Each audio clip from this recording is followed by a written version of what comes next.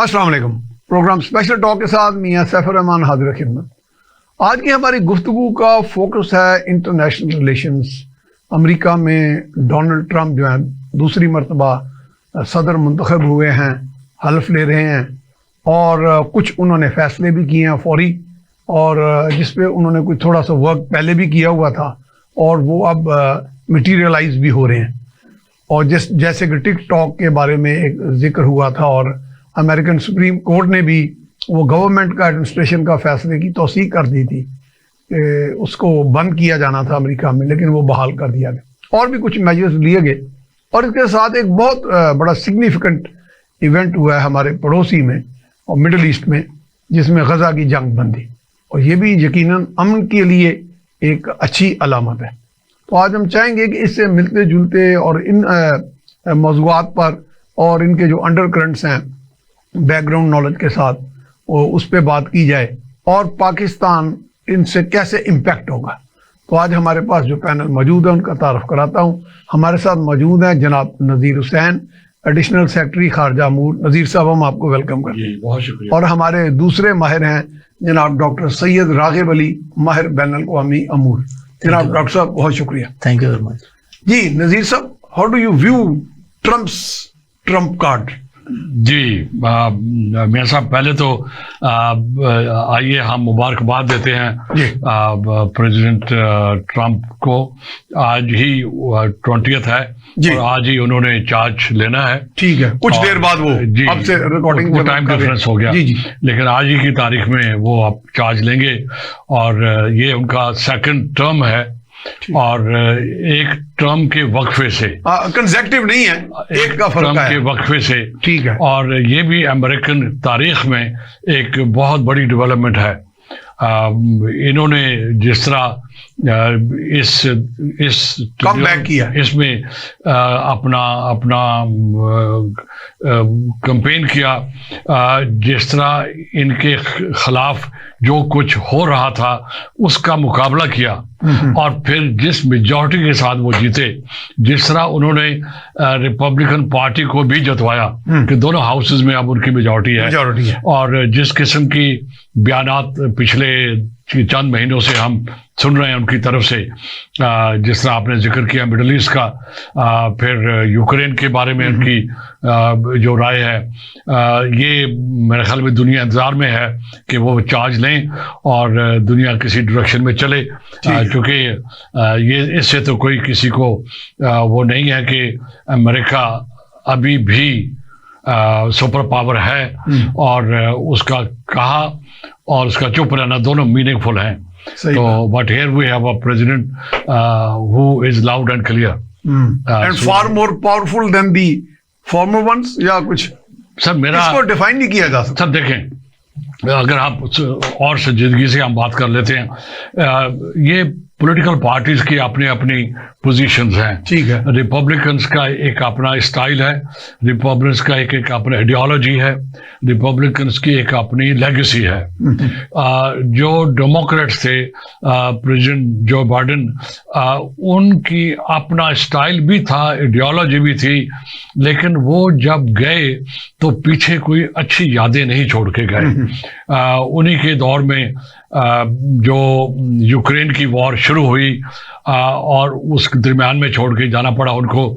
उन्हीं के दौर में आपने गजा का जिक्र किया, तो गजा का भी कॉन्फ्लिक्ट जो था, लेटेस्ट राउंड जो कहें हम, वो भी उन्हीं के दौर में शुरू हुआ।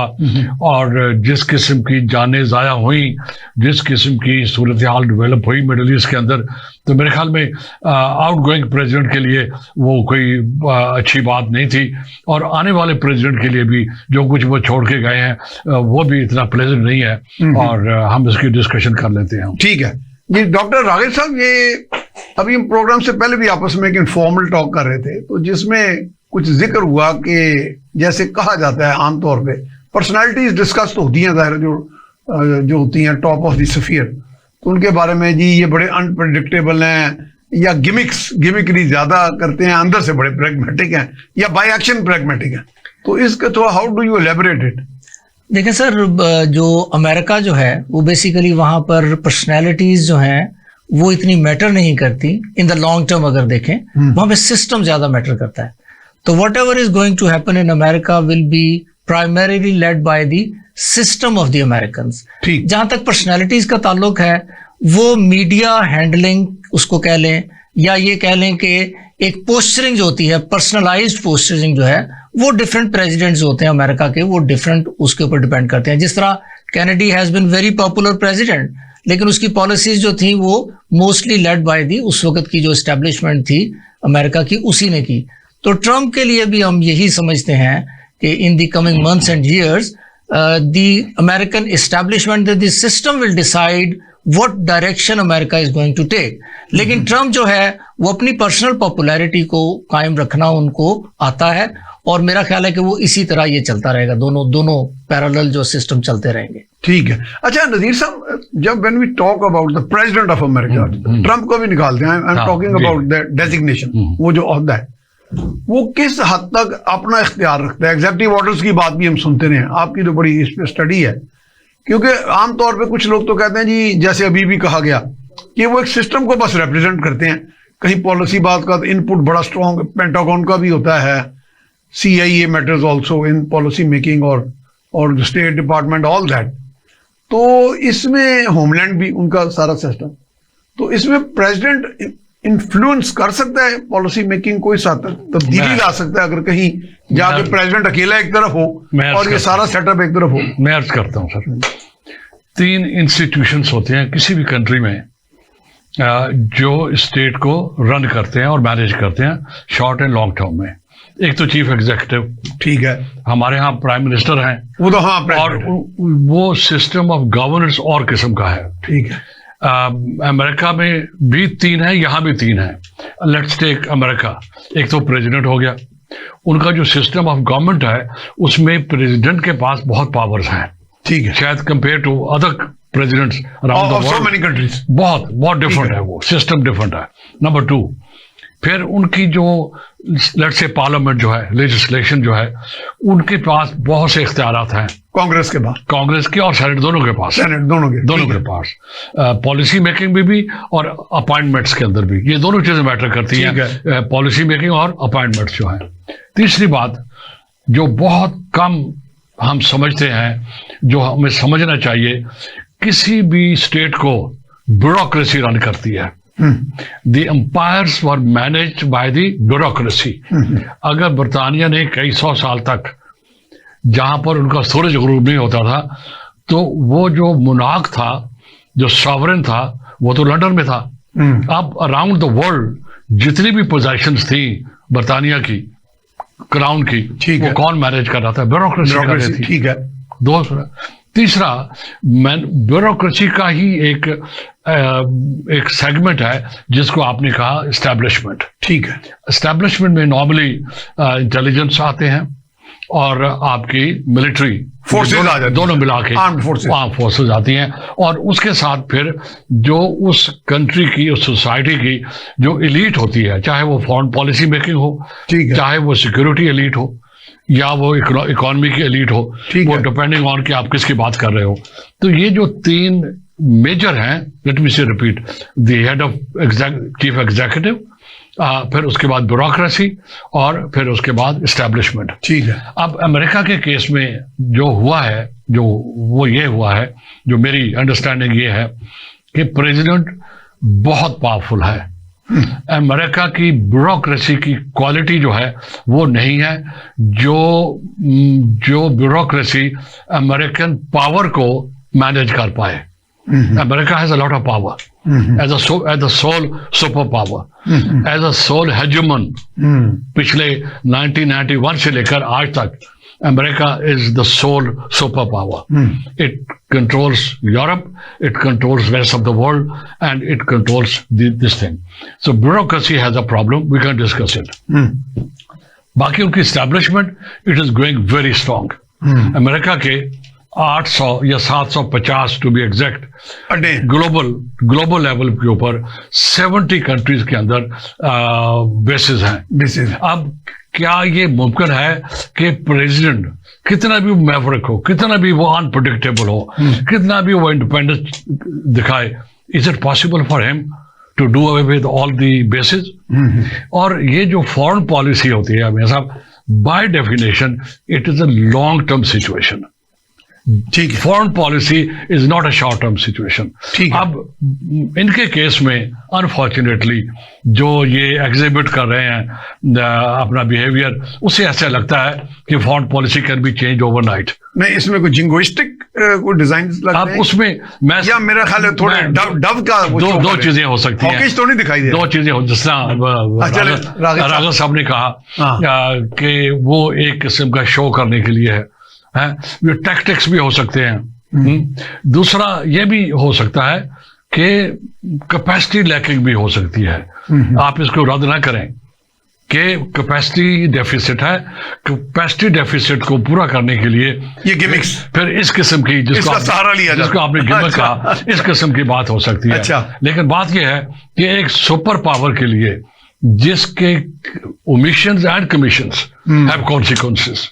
अब अगर अमेरिका मिडिल ईस्ट में जो कुछ किया उन्होंने in a way that was most welcome, कि उन्होंने he put his foot down, he said कि by this date cease fire जाना चाहिए, एग्रीमेंट हो जाना चाहिए।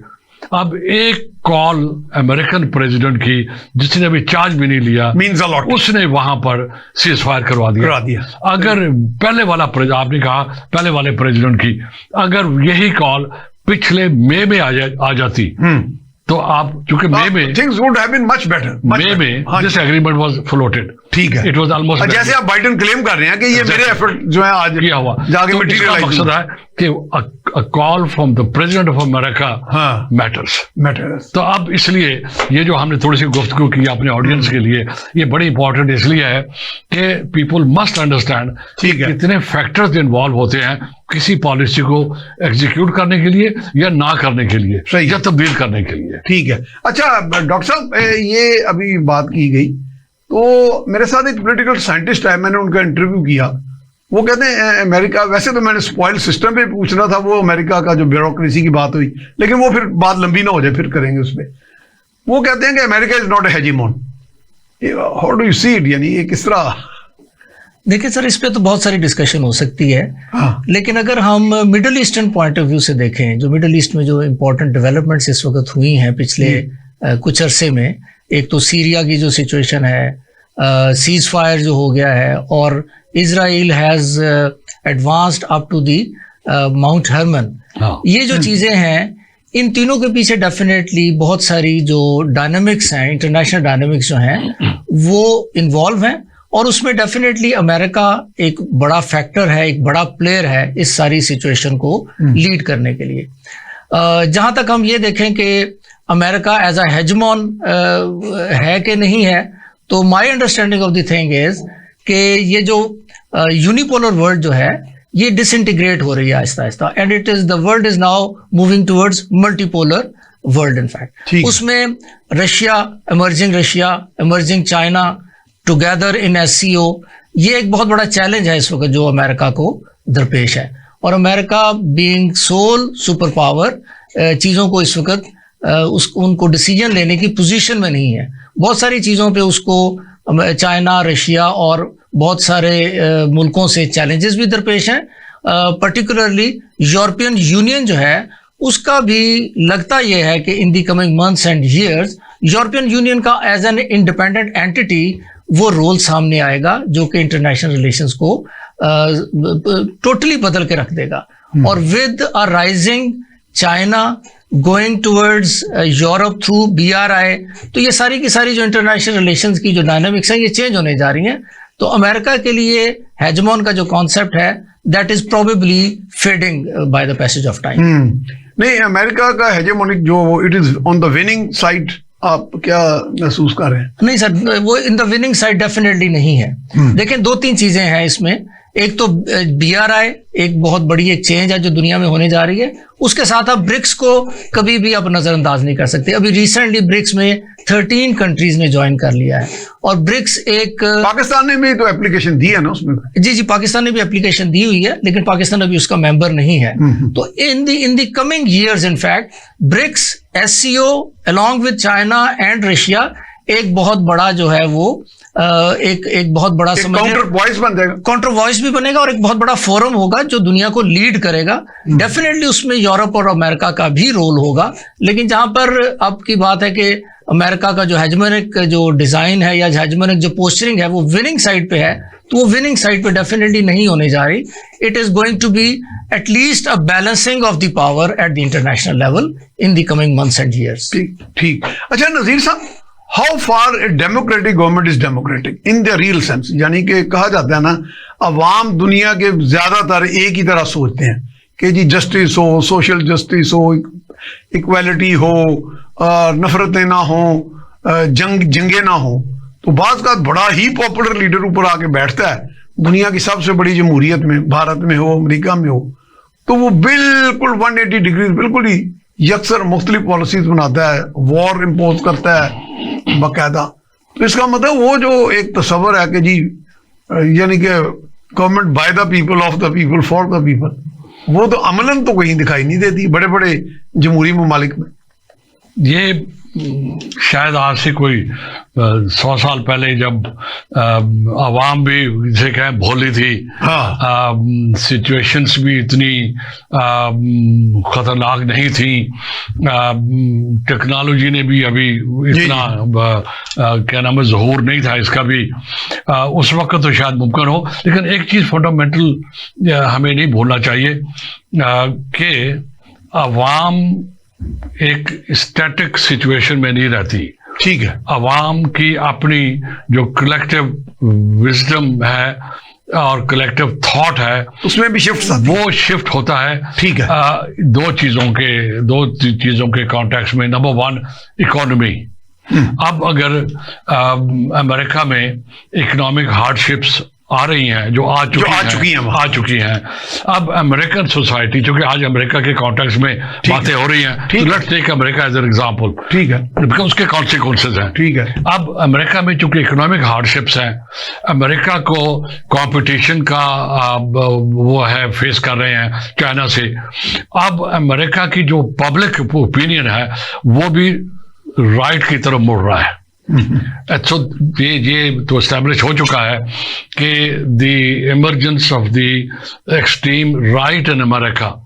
अब रिपब्लिकन्स चूंकि पहले ही सेंटर राइट पे थे, अब जो आपकी इकोनॉमिक मुश्किल आई है उनको इक्तिसादी तौर के ऊपर, फिर वहाँ पर जो लोकल प्रोडक्शन कम हो गई, इन्होंने आउटसोर्स करना शुरू कर दिया।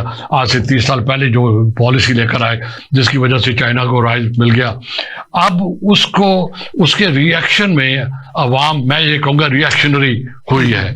अब उस रिएक्शनरी अवाम के रिएक्शन को मैनेज करने के लिए ये जो पॉलिटिशियंस हैं, एक नई क्लास ऑफ पॉलिटिशियन इमर्ज हुई है जिसको आप खुद कहते हो पॉपुलिस्ट। चाहे वो यूक्रेन का पॉपुलिस्ट प्राइम मिनिस्टर था, चाहे वो अमेरिका का पॉपुलिस्ट प्रेसिडेंट था, उनका पहला जो टेन्योर था, या हमारे यहाँ भी इस किस्म की सूरत हाल डेवलप हुई है जहाँ पर एक पॉपुलिज्म या पॉपुलिस्ट लीडर ने जो पब्लिक सेंटीमीटर था उसको पढ़ के उसको एक्सप्लॉइट किया। अब अमेरिका में इस वक्त जो सिचुएशन है मोर और लेस वही है, इसलिए अनस्टेबल है। ठीक है, अनस्टेबल है।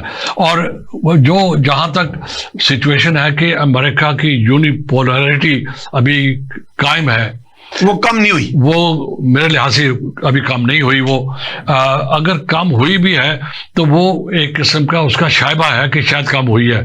लेकिन when it comes to decision making, look at it, एक कॉल प्रेसिडेंट की, उसके स्टेटमेंट कि by 20th this has to happen, अगर नहीं होगा तो ये हो जाएगा। अब उसकी वजह से इजराइल प्राइम मिनिस्टर, वो एक रियलिटी में ट्रांसलेट हो गई। एग्जैक्टली, यू नो, वो भी हो गई। और हमास ने भी एग्री कर लिया। Partner, we are going for a break. जी, हम जा रहे हैं एक ब्रेक की तरफ। ब्रेक के बाद दोबारा यहीं से सिलसिला जारी रखें। जी, ब्रेक के बाद हम आपको खुशामदीद कहते हैं। हमारे साथ मौजूद हैं जनाब नज़ीर हुसैन और डॉक्टर सैयद रागिब अली। डॉक्टर साहब, अब coming to the middle east, middle east पे भी जैसे बाइडन साहब ने कहा जी हमने मई में जो एफर्ट्स किए थे वो अब जाके मटीरियलाइज हुए। बहरहाल बाइडन, इसमें ट्रंप का जो एक अपना इनफॉर्मल ही कहेंगे ना, फॉर्मल तो तब हुआ कि अभी तो इनॉग्रेशन के बाद हुक्म जारी करेंगे, लेकिन इनफॉर्मली भी उन्होंने इसको बड़ा इम्पैक्ट किया है और ही एंश्योर्ड दैट इट मटीरियलाइज। इसका कोई लास्टिंग क्या इफेक्ट है, और इसके एडजॉइनिंग रीजन्स में क्या सिचुएशन है? अब सीरिया जो है वो भी बड़ा वॉलेटाइल है और पूरी रीजन ही बड़ी वॉलेटाइल है। इसको किस तरह, अब वॉलेटिलिटी को कैसे कंटेन अब होगी वो? देखिए सर, ये बहुत बड़ी डेवलपमेंट है, ये जो सीज फायर हुआ है अभी मिडिल ईस्ट में। और लेकिन देखने वाली चीज ये है कि इस सीज फायर को सस्टेनेबल बनाने के लिए क्या करना चाहिए इंटरनेशनल कम्युनिटी को। सीज फायर को एक तो बहुत सारी जो है इस वक्त चैलेंजेस दरपेश हैं। ठीक है। सबसे पहला चैलेंज उसमें दरपेश ये है कि जो हमास है उसके पास सारे के सारे हॉस्टेजेस जो है वो हमास के पास नहीं है। तो अगर हमास ने अपने जो प्रिजनर्स जो उन्होंने जो हॉस्टेजेस थे उनको रिलीज करना है तो उनको they might have to contact other groups जो जिनके पास वो हॉस्टेजेस हैं। तो वो कैसे होगा ये देखने वाली चीज है। दूसरी जो है, इजराइल ने जो एक बहुत बड़ी कंडीशन जो लगाई है अपने सीज फायर को सस्टेनेबल बनाने के लिए या आगे चलने के लिए, वो उन्होंने कहा है कि जी जो गाजा है that will no more be governed by the Hamas. हाँ, ये तो उन्होंने कह दिया। ये एक बहुत बड़ा क्वेश्चन है कि अगर हमास नहीं होगी, और अमेजिंगली जो मीडिया से हमें पता चल रहा है वो ये है कि Hamas has principally agreed to it, लेकिन हमास की गैर मौजूदगी में ये गवर्नेंस गाजा की किसके हवाले की जाएगी? डॉक्टर साहब, वेयर गोज द पीएलए, वो जो पैलेस्टीनियन अथॉरिटी थी, उसका तो ये एरिया ही नहीं है शायद। उसको वो तो सर पीछे चली गई ना, उसकी डोमेन में नहीं है ये। वो तो पीछे चली गई ना। अब हाँ। तो ये सारी जो कंट्रोल कर रही थी हमास ने, लास्ट इलेक्शन जो था वो हमास ने जीता था, हमास ही इसको सारा को कंट्रोल कर रही थी। तो अब हमास एक एंटिटी है जो कि रिप्रेजेंट करती है पैलेस्टीनियंस को ओवर देयर, तो उसकी गैर मौजूदगी में किसको हैंड ओवर होगी गवर्नेंस, ये क्वेश्चन है जिसका अभी तक किसी ने आंसर नहीं दिया। तीसरा जो क्वेश्चन है जो कि बड़ा ही इंपॉर्टेंट, वो ये है कि इजराइल ने जो एक वहां पे कॉरिडोर है, प्रोबेबली उसको नजरम कॉरिडोर कहते हैं, ये वो कॉरिडोर है जहां पर जो एंट्री एंड एग्जिट पॉइंट है गाजा का, वहां पर इजराइल ने पिछले 1.5 साल से अपना समझ लें कि वहां पर देवर स्टेशन देयर और वो कंट्रोल कर रहे थे। उसको छोड़ने की जो है अभी तक इजराइल ने एग्री नहीं किया है, though it is part of the written deal जो है उसका वो पार्ट है, लेकिन इजराइल ने उसे एग्री नहीं किया है। और इजराइल के आपको पता है कि अंदर से भी उस पर उनके ऊपर प्रेशर आ रहा है। रिसेंटली यस्टरडे 3 जो उनके मिनिस्टर्स हैं जिसमें उन्होंने रिजाइन भी किया इसी डिसीजन के अगेंस्ट कि वो चाहते हैं कि जो एंट्री एग्जिट है इसको ना छोड़ा जाए। एंट्री एग्जिट को ना छोड़ने का मतलब ये है कि basically control of Gaza Israel छोड़ने के लिए तैयार नहीं है। तो ये 3 बड़े चैलेंजेस हैं। इसके अलावा भी छोटे छोटे चैलेंज हैं, जैसे जो इजराइल के जो होस्टेजेस उन्होंने बनाए हुए उसमें कुछ उनकी फीमेल सोल्जर्स भी हैं।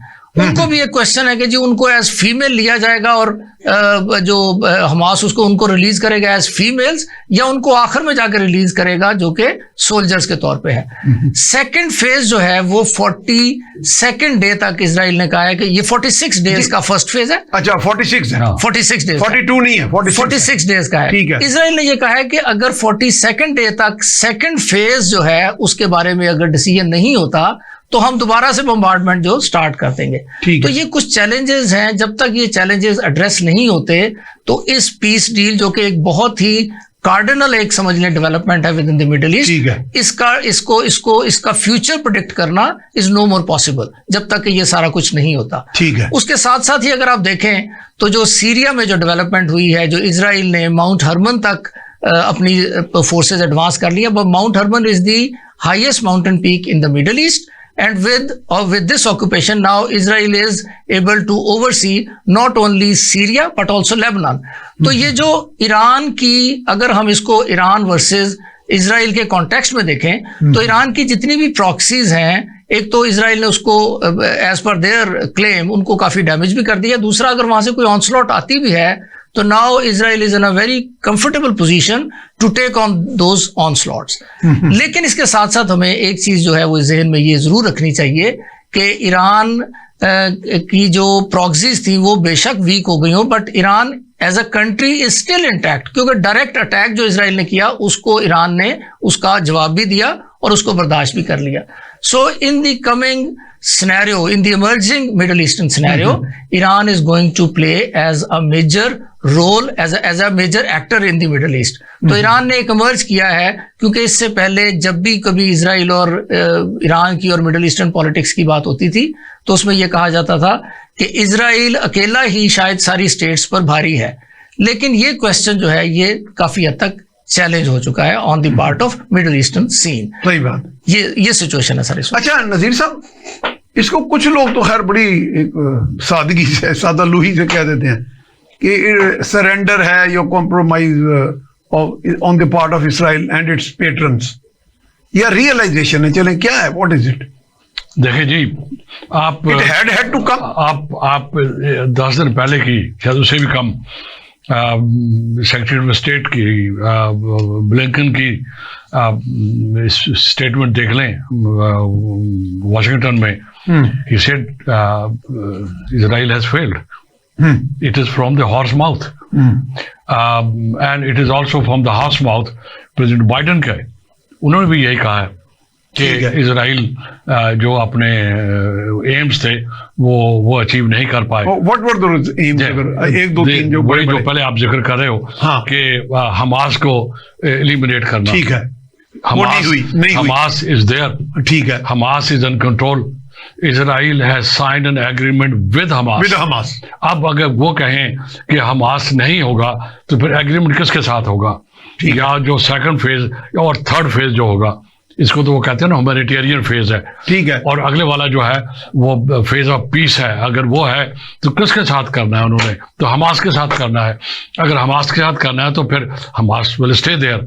मेरे नज़दीक अगर आप मेरे नज़दीक ही नहीं, आप इसको असेस कर लें, दुनिया में ये जो 7 अक्टूबर 2022 के बाद जो इस वक्त इजराइल का इमेज है ग्लोबली, आप उसको मेजर कर लें। अमेरिका का image as a supporter of Israel, उसको मेजर कर लें। ठीक है, अमेरिका की पार्टिसनशिप को देख लें, वो भी आपके सामने है कि लोग ये समझते हैं कि एज अ सुपर पावर जो रोल इसको ग्लोबल पीस में जो प्ले किया है, हाँ, वो गलत है और एक्सेप्टेबल नहीं है किसी को भी। अब अगर एक super power got a bad name, Israel got a bad name, फिर उनके बाद वो जो हॉलोकॉस्ट की कहानी थी पिछले 150 साल से, I think that has lost value. It is no more relevant now, because इन्होंने जो जुल्म, 46,000 lives have been lost in 15 months for nothing. उसकी वजह वो तो अनआर्म्ड थे और इन a way they were setting ducks. जो जिस किस्म का एम्यूनिशन इजराइल ने यूज किया, 2000 पाउंड के बॉम्ब्स ऑलमोस्ट उनके ऊपर किया, close to an atomic device हो गया। और $23 बिलियन अमेरिकन ने इन्वेस्ट किए हैं इस 15 महीनों में इजराइल के ऊपर। ठीक, providing financial support, economic support, फिर उसके बाद जो वेपन और इक्विपमेंट जो किया है। अब ये गाजा की जो let's call it an episode, it's a very painful episode. ये जो पेनफुल एपिसोड है, इसमें एक चीज आप उस एंगल से देखें, the Palestinians have resisted the Israeli onslaught. They may have lost 46,000 people, but the question is, have they left the place? No. Have they surrendered? No. They've been celebrating it. But has Israel surrendered? अब दूसरी बात, Israel का surrender का relevance इस वजह से नहीं है कि वो एक एस्टैब्लिश स्टेट है, उसके पास मिलिट्री पावर है, उसके पास इकोनॉमिक पावर, उसके पास इकोनॉमिक पावर वही है। फिर उसके बाद अमेरिकन सपोर्ट थी उसको, और काफी हद तक उसमें यूरोप के शुरू में एटलीस्ट फ्रांस भी था, इटली भी था, जर्मनी भी था, और आखिरी दिन तक जर्मनी, ब्रिटेन और America they been standing with Israel. ठीक, अब इन तीनों का, इंक्लूडिंग यूरोप का, इन द लार्जर लेवल के ऊपर जो इमेज दुनिया में मिला है, वो बहुत बड़ा धचका लगा है अमेरिका की, वो जो हेजेमोनिक पोजीशन थी उसको। अब अगर कोई ये कहता था पहले कि America is a hegemon, but it is a benign hegemon, है ना, अब मैलिग्नेंट हो, अब it is no more a benign hegemon. अब वो जो सिचुएशन थी जिसका भी जिक्र हुआ कि चाइना का भी राइज हो रहा है और Russia has made a comeback, you know after 1991 जब सोवियत यूनियन टूटा तो रशिया हैज इन अ वे पीछे हट गया था, यू नो। अब उन्होंने आप रीगेन कर लिया है, थोड़ा सा प्रोएक्टिव हुआ है। आप उन्होंने रीगेन कर लिया है। Two things, number one economic recovery हुई है, नंबर टू उनका जो डिफेंस इंडस्ट्री डोमिनेंट थी वो दोबारा शुरू हो गई है, और तीसरा बात ये कि उनके अंदर एक कॉन्फिडेंस पैदा हो गया है to play role. So now Russia China are great powers, they may not be super power at the moment. Doctor साहब, ये जो अमेरिका का ये कहा जा रहा है कि अब इसका यानी कम हुआ है इन्फ्लुएंस और मल्टीपोलैरिटी की तरफ जाने, अमेरिकन जो अलायंसेज अभी तक बड़ी एस्टेब्लिश्ड जो even NATO and all others, तो वो अपने डिक्लाइन पे है। अब आप समझते हैं उसके में कुछ आप फ्रेगमेंटेशन भी देख रहे हैं इन द नियर फ्यूचर और फार फ्यूचर? इसको भी डिस्कस कर लेते हैं। मैं एक छोटा सा पॉइंट, एक तो सीरिया का भी बता देना कि उसका क्या आप देख रहे हैं? मैं असल में एक छोटा सा पॉइंट उसमें ऐड करना चाह रहा हूं, जो नजीर साहब ने अभी बात की, जो बड़ी अच्छी एनालिसिस की, उसमें एक चीज और हम ये डाल लें कि जो एपिसोड हुई है अभी तक मिडल ईस्ट में, इसमें अगर आप ये देखें, एक बैलेंस शीट बनाने की कोशिश करें in the context of Israel versus middle eastern powers, other middle eastern powers, particularly Iran, तो हमें ये नजर आता है जो, और it is very clear cut, एक समझ लें इसका जो कंक्लूजन है वो ये है कि इजराइल जो है उसने अपनी माइट को, मिलिट्री माइट को यूज कर बहुत सारे शॉर्ट टर्म ऑब्जेक्टिव जो हैं वो अचीव कर लिए हैं। There is no doubt about that. उसने बहुत सारे डैमेजेस किए, बम्बार्डमेंट की, गाजा में तो उन्होंने काफी सालों के लिए डिमोलिश कर दिया। यानी जो कहा जा रहा है वो ये है कि 10 साल लगेंगे इसको रिकंस्ट्रक्ट करने के लिए। ये जो डेब्री है, ये जो कूड़ा करकट वहां पे पड़ा हुआ है, इसको उठाने के लिए 10 साल लगेंगे, और $250 billion are required to reconstruct only Gaza. But इसमें हमें ये बात नहीं भूलनी चाहिए कि इसराइल ने पिछले 30 से 40 साल लगाकर जो इन रोड्स बनाई थी मिडल ईस्ट में, अपनी विसिनिटी में, with the different states of middle east, जो उसने अब्राहम अकॉर्ड जिसमें बना, और फिर उसने बहुत सारे लिंकेजेस क्रिएट किए, बड़ा इंपॉर्टेंट पॉइंट आपने, वो सारे का सारा वापस हो गया। Now it will be very difficult for even America and for Israel to re-establish that kind of relationship जो कि प्री गाजा कॉन्फ्लिक्ट जो वो एग्जिस्ट कर रहा था। इजराइल जो है वो तो मिडल ईस्ट में यानी 2-4 ही कंट्रीज इंपॉर्टेंट रह गए थे, ईरान और सऊदी अरब समझ लें, जिनके साथ उसका बकायदा एक रिटर्न एग्रीमेंट, रिटर्न पैक्ट नहीं हुआ था। वो सारे का सारा वापस चला गया है। उसकी जो कॉस्ट है लॉन्ग टर्म वो बहुत ज्यादा है, वो इस सारे ऑनस्लॉट से उसको कंपेयर नहीं किया जा सकता। So Israel diplomatically has lost this war. Militarily समझ लें कुछ अरसे के लिए उसने मिलिटरीली तो चलो ट्रायम्फ हो गई उनको। तो जहां तक अमेरिका की आपने बात की कि उसका जो वो अलायंसेज हैं, वो अलायंसेज असल में जो इन दी कमिंग ईयर्स आप देखेंगे, जैसे ये ब्रिक्स वगैरह है और ये इस तरह के जो इनिशिएटिव्स हैं, ये टेक ओवर करेंगे। बेसिकली दुनिया में इकोनॉमी जो है वो बेसिकली प्राइमेसी जो है वो गेन कर रही है by the passage of time. तो ये कॉन्फ्लिक्ट आगे बीच में एक यूक्रेन कॉन्फ्लिक्ट और ये आगे, तो इसने उस स्पीड को थोड़ा सा रिटार्ड जरूर कर दिया। लेकिन आप देखेंगे कि इन अ वेरी नियर फ्यूचर ये सारी की सारी इकोनॉमी पे डिसाइड होंगी चीजें। ट्रंप का भी जो असल ओरिएंटेशन है वो इनवर्ड लुकिंग है। उसने यही कहा कि build America again, not the international relations again. तो उसने भी देखना उसी तरफ है।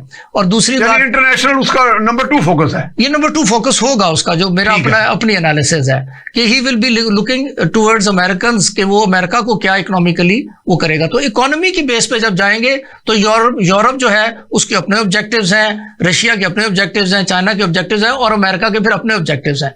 तो ये जो अलायंसेज है ना, ये इनकी बात इकोनॉमी के ऊपर डिसाइड होगी, not on the basis of strategic value और स्ट्रेटेजिक सिग्निफिकेंस। सही बात। Do you see any realignments? जी मैं पावरफुल रीअलाइनमेंट, जी मैं अर्ज करता हूँ एक स्लाइटली डिफरेंट एंगल से।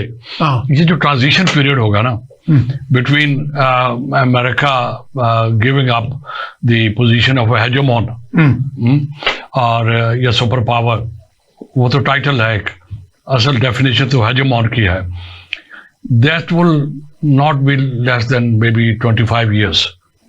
अब 25 years के अंदर मैं आप सवाल पूछेंगे आप कैसे कैलकुलेट कर रहे हो? America is still a strong power. Look at the technology. दुनिया में कितने अमेजोन है, दुनिया में कितने एप्पल हैं, दुनिया में कितने उबर्स हैं, दुनिया में कितने एलन मस्क हैं, सारे का सारा आपका जो ग्लोबल लेवल के ऊपर जो ट्रांजैक्शन हो रहा है वो अमेरिका के थ्रू हो रहा है। Dollar is still going strong. वो दोनों काम करेंगे, वो इकोनॉमिक पावर भी इस्तेमाल करेंगे और किनेटिक पावर भी इस्तेमाल करेंगे, not to allow any country like BRICS for that matter group को कि वो ये कर लें। ये जो पीरियड ट्रांजिशन पीरियड होगा, जो भी आप कहें, मेरे अपने लिहाज से 5 डिकेड्स होंगी, 25 साल कम से कम होंगे। ये खतरनाक पीरियड होगा। क्यों? जब बरतानिया से सुपर पावर और ग्लोबल एम्पायर का टाइटल अमेरिका के पास गया, वो एक ही सिविलाइजेशन के अंदर रहा। It was from one Christian judo Christian से दूसरे जूडो क्रिश्चियन में चले गए, इसलिए उसका कोलैटरल डैमेज ज्यादा नहीं हुआ। अब वो उसके ऊपर कॉन्टेस्ट नहीं हुआ वो सेकेंड वर्ल्ड वॉर के बाद। अब होना ये होगा कि वेस्टर्न सिविलाइजेशन से ये जो लीडरशिप है ग्लोबल, ये आएगी चाइनीज के पास। अब चाइनीज ने हिस्टोरिकली कोई मेजर वॉर नहीं लड़ी। अब ये डिपेंड करता है चाइनीज के ऊपर कि how do they do it. लेकिन कोई भी वो कहते हैं नॉन इंटरवेंशनिस्ट पॉलिसी। नहीं सर, ये बात नहीं है, बात हिस्ट्री की, हिस्टोरिकल एक्सपीरियंसेस की है। ठीक है। अब ठीक है, चाइना ने कोई इतनी मेजर वॉर नहीं लड़ी होगी नियर किसी के पास्ट में, लेकिन बात यह है, will America surrender voluntarily? No. अगर ब्रिक्स राइज करते हैं या चाइना राइज करता है, will economic power be enough to determine कि वो जो सेंटर ऑफ ग्रेविटी है वो अमेरिका से इधर शिफ्ट हो जाए? वॉर मशीन तो यूज हो। सो इसका मकसद ये होगा, the world should remain prepared. This was one of the reason कि उन्होंने इजराइल को इस्तेमाल किया हुआ है पिछले हाल में 30-40 साल से कि मिडल ईस्ट के अंदर एक सो कॉल्ड उन्हीं की सिविलाइजेशन का सो कॉल्ड डेमोक्रेटिक सोसाइटी है जिसको उन्होंने फुली आर्म किया हुआ है, जो लोकल उनको प्रोवाइड करता है स्टेबिलिटी। ठीक है। और बात है कि ये जो लेटेस्ट राउंड हुआ है हमास के साथ, ये डिस्टेबलाइज हो गए हैं। Let's see how do they go back. सही। तो अब आप let me just summarize in 1 or 2 sentences. ये जो नेक्स्ट साल हैं, मेरे ख्याल में 20-25 साल, ये सिर्फ अमेरिका या चाइना या रशिया के लिए अहम नहीं है, पाकिस्तान के लिए भी बहुत अहम है। क्योंकि पाकिस्तान और Iran for that matter, India for that matter, और many other countries, they will have to now join this group और द अदर ग्रुप। ठीक, ये ऑप्शन नहीं होता ग्लोबल लेवल के ऊपर कि आप 100% न्यूट्रल हो जाओ। सही बात। न्यूट्रलिटी के लिए भी you have to have a capacity, have a capacity. ठीक है। अब हम कहते हैं कि हमारी फॉरेन पॉलिसी इंडिपेंडेंट होना चाहिए। अब इंडिपेंडेंट फॉरेन पॉलिसी के लिए you have to prepare yourself. And one thing is कि आपके अलायंस सिस्टम, आपके इकोनॉमी, आपका डिफेंस एंड आपका world view. Number last one, I am finishing. आपकी जो पब्लिक है, do they subscribe to your thought? हाँ, चल तो ये चीज which is very important। चलें आप डॉक्टर साहब से भी। डॉक्टर साहब, वी आर नाउ कंक्लूजन की तरफ जा रहे हैं। जी जी। तो इसमें Pakistan, where does Pakistan stand इसमें सारी सूरत हाल में? देखिए क्या इम्पैक्ट आएगा, क्या हमारी तरफ से रिस्पॉन्सेज एंटिसिपेटेड या होनी चाहिए? देखिए जी, पाकिस्तान का एक तो ये है कि for the last almost 10 or 20 years जो हमें असल चैलेंज दरपेश रहा है वो इकोनॉमी का रहा है। और इकोनॉमी, हमारी जो इकोनॉमिक सिचुएशन है वही हमारी फॉरेन पॉलिसी को भी बहुत ज़्यादा इम्पैक्ट करती रही है। ग्रेजुअली एंड समझ लें by the passage of time, जो लर्निंग है इस वक्त पाकिस्तान की एज अ स्टेट, वो यही है कि इकोनॉमी को ठीक किया जाए और इकोनॉमी को ही सामने रखकर पॉलिसीज डिसाइड की जाए। इसमें जो इस वक्त जो इमर्जिंग सिनेरियो है regional as well as global, इसमें पाकिस्तान जो है एक बहुत कंफर्टेबल पोजीशन में आने जा रहा है। बिकॉज पाकिस्तान के जो रिलेशंस हैं इस वक्त, चाइना से तो हमेशा से ही रिलेशंस हैं, रशिया के साथ भी बहुत अच्छे रिलेशन चल रहे हैं, और बाकी जो रीजन में जितने भी कंट्रीज़ हैं उनके साथ भी पाकिस्तान के इस वक्त कोई बहुत एंटी रिलेशनशिप्स नहीं चल रहे एक्सेप्ट फॉर इंडिया। जहाँ तक जो आगे अमेरिका का और यूरोप का ताल्लुक है, उसमें अभी आपने देखा कि वर्ल्ड बैंक ने कोई $20 बिलियन की एक जो अरेंजमेंट किया Pakistan is the first country, Pakistan is the first country, ठीक है, और ये $20 बिलियन एक और जो है वो नेक्स्ट फेज में भी मिलने हैं। इसके अलावा ओवरऑल $40 बिलियन का जो है वो पंप इन हो रहा है आपकी इकोनॉमी में। तो मेरा ये ख्याल है कि पाकिस्तान जो ही इकोनॉमिकली थोड़ा बेहतर हो जाएगा तो हमें फिर इस बैलेंस को कैरी करना कोई इतना मुश्किल काम नहीं है, जिसमें हम जो सुपर पावर्स हैं उनके साथ, हमारे दोनों के साथ, अमेरिका के साथ हमारे बहुत ज्यादा रिलेशंस रहे हैं, हमेशा ही रहे हैं, चाइना के साथ भी रहे हैं। तो इस बैलेंस को अगर हम ले लें, थोड़ा सा मेंटेन कर लें, तो पाकिस्तान जो है उसके लिए अच्छा ही अच्छा है, अगर हम फ्यूचर की तरफ देखें। Thank you very much. One last word and we are concluding the programme. जी, as far Pakistan is concerned, I think we have to keep our antennas sharp, ठीक, stay alert, क्योंकि कॉन्फ्लिक्ट जो है वो unpredictable होता है, किसी तरफ भी जा सकते हैं।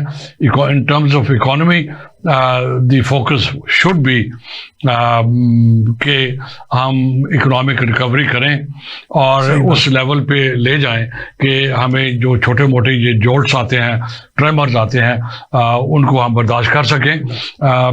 बाकी ईरान के नेबरहुड में होना again asks us to remain alert. Thank you very much नज़ीर साहब, बहुत शुक्रिया जी। डॉक्टर रागिब साहब, तो प्रोग्राम अपने इख्तिताम को पहुंचा। इसमें इंटरनेशनल जो अफेयर्स हैं और उनकी sensitivity vis-a-vis Pakistan and vis-a-vis the region, वो अपनी पूरी इन्स एंड आउट्स के साथ हमने डिस्कस की। उम्मीद है आपको पसंद आया होगा प्रोग्राम। इसके साथ ही मियां सैफुर रहमान को इजाज़त दीजिए। अल्लाह निगहबान।